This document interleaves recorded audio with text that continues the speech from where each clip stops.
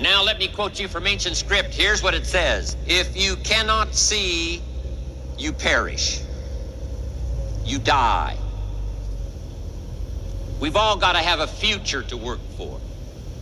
We've all got to have the ability to see something beyond ourselves, something beyond just today, something beyond just this week. The future. Setting your goals.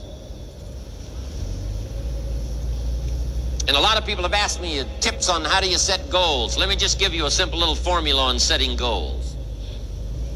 Vision of the future. Being able to see beyond today. Here's a little formula for setting goals. Number one, decide what you want.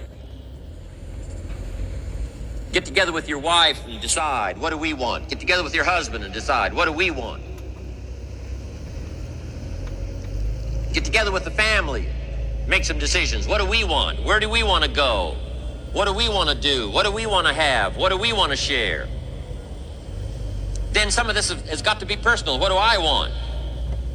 What kind of skills do I want? What kind of income do I want? What kind of future do I see for myself? Not just for my family, but for me as well, because I'm going to have a major part in my family's future. What do I want? Get together and decide. Now here's number two. Write it down. Put it on paper. Sometimes you got to take things out of your head, not just operate out of your head. You got to take it out of your head and make a list. Make a list. Do the decision-making process and then just simply make a list. Write it down. Now here's number three. Keep the old lists. Keep the old lists of goals.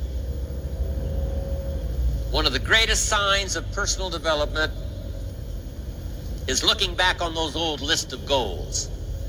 I look back at a list of goals I made 10 years ago, and I'm telling you, some things on there I'm a little embarrassed. Here's 10 years ago, here's what I thought was so important.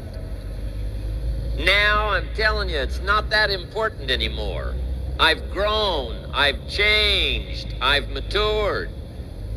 And I've got some of my goal lists that go back 20 years, 25 years.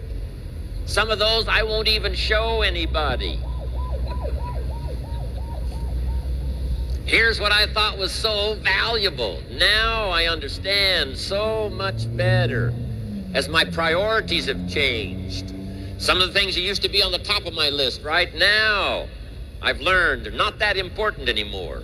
Other things have taken place on the top of the list. So, number one, decide what you want. Number two, write it down. Number three, keep the old lists. And here's number four, check off.